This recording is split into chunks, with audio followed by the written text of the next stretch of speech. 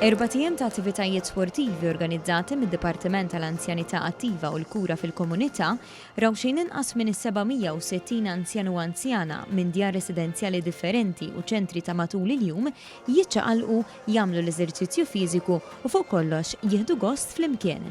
It-tlieta filgħodu iltqajna mal-aħħar grupp ta' anzjani li attendew għal dawn l-attivitajiet li saru bis-sem ta' diversi professjonisti mill-Elite Health li raw li lob kollu pjanat seta' jitgawda mill-anzjani kollha, irrispettivament mill-qagħda fiżika li jinsabu fiha. Pereżempju għal basketball saru stands b'tuli differenti biex l-anzjani li huma f'siġġu tar-roti ukoll setgħu jipparteċipaw u jitfgħu il-ballun u jiskurjaw. Ħdimna biex kull station ikun hemm żewġ professjonisti ħalli fejn ikun hemm bżonn dejjem qed jgħinu lill-anzjani. U lan ta' kollox huwa l-anzjani jieħdu gost imma fl-istess ħin jagħmlu eżerċizzju, jċaqalqu l-ġogi, jsaħħu l-muskoli u anke jgħinu bħala bilanċ u biex jibqgħu iktar attivi fil-ħajja ta' kuljum għax dawn l-attivitajiet li jagħmlu hawnhekk imbagħad jgħinuhom fl-attivitajiet ta' matul il-ġurnata wkoll. Cynthia Formosa, Senior Manager fid-Dipartiment tal-Anzjanità Attiva, spjegat li attivitajiet bħal dawn li jiġbru anzjani minn djar residenzjali u ċentri differenti taħt saqaf wieħed jirrikjedu pjanar u loġistika minn qabel. Samnihom gruppi differenti, għamilna ta' ċentri għall-anzjanità attiva lihom għax ħafna drabi jkunu għadhom naqra iktar attivi.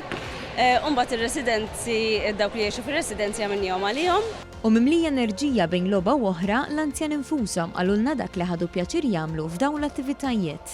Labna il-netball hawn dik daħal ta' darbtej. Għamilna archery. Għamilna tal-netball.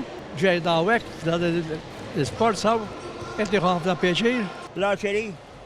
Kienet l-ewwel darba? L-ewwel. U kif mort? Tajjeb ħafna. Konna bil-qiegħda ġewwa jgħidulna balluna u nidħol blalem fil-basket. Issa jgħidulna għal-oran dawk iċ-ċriki jekk. Għatfaċ jorxi bjat wara l-jor. Ħadd pjaċir u fejn immorru dejjem mort s'għandi ngħix sa. Imma qiegħda kuntenta ħafna u ma jonqosna xejn. Oħrajn irrikonoxxew l-importanza tal-isport fil-ħajja, speċjalment wara li għaddew minn inċidenti li jżommuhom milli jkunu attivi kemm jixtiequ. Tlajt it-tarax kien ħadid ħabat rasi u mort tal-isfel, 5 solari.